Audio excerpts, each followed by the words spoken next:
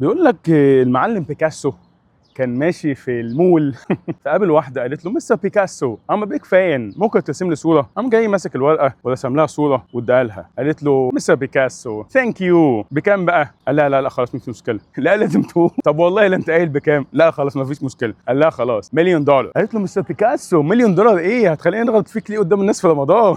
طبعا هي ما قالتلوش كده لان هم ما كانوش في رمضان. امال قالت له ايه؟ قالت له مستر بيكاسو انا بيك فان صحيح بس انا ممكن اعمل معاك سليمه. مستر بيكاسو مليون دولار ايه؟ it took you 30 seconds، الموضوع ما خدش منك 30 ثانيه تقول لي مليون دولار. قال لها بقى ايه وده الشاهد من القصه؟ it took me 30 years to make it in 30 seconds. الموضوع ما خدش مني 30 ثانيه، الموضوع خد مني 30 سنه عشان اعمله في 30 ثانيه. لما لا قدر الله حد رجله تتكسر ويروح للدكتور يلبسه رجله بسرعه ما بيقولوش لا انت ما خدتش وقت طويل، بالعكس انت بيكون عايز ان هو يعالجك في اقصر وقت ممكن. الراجل اللي صمم ساعه اي بي رويال او اللي بيقول ان هو صممها في يوم وخد مبلغ كبير جدا والساعه نفسها غاليه جدا، ربنا يستر علينا في موضوع الساعات اللي احنا هندخل فيه ده ان شاء الله. برضه نفس الكلام، هو قعد سنين عشان يعمل الحاجه دي في وقت قليل. فنفس الكلام لما حد يعمل لك تصميم، يعمل لك مونتاج، يخلص لك ترجمه مقال في وقت قليل، ما تقولوش انت خدت وقت قليل، بالعكس ده مصلحه ليك وليه ان هو ينجز الشغل في اقل وقت ممكن، وانت بتدفع فلوس عشان ده، فانت تحب ان اللي قدامك ينجز لك الخدمه اللي انت طالبها منه في اقل وقت ممكن، لان هو مش بيبيع لك الوقت ده، هو بيبيع لك خبره السنين، وانت كمان محتاج تبني خبرتك. وخلي بالك انت في الاول مش محتاج ان افكارك كلها تكون اوريجينال، تكون اصليه، بالعكس ممكن في الاول تقلد، انت ممكن تسرق زي ما قال اوستن كليون وزي ما علمنا في كتاب اسمه ستيل لايك ان ارتست، اللي مبني على فكره كلمه قالها بيكاسو لما قال جود ارتست كوبي جريت ارتست ستيل. معناه ايه؟ ان الفنانين الشاطرين بينسخوا، الفنانين الاشطر بيسرقوا، بس طبعا السرقه دي لازم يكون ليها طريقه، وده موضوع فيديو تاني ان شاء الله هنتكلم فيه. قول لي انت بقى ايه اللي انت ممكن تقول عليه it took me 10 years to make it in 10 minutes. كل سنه وانتم طيبين، سلام عليكم.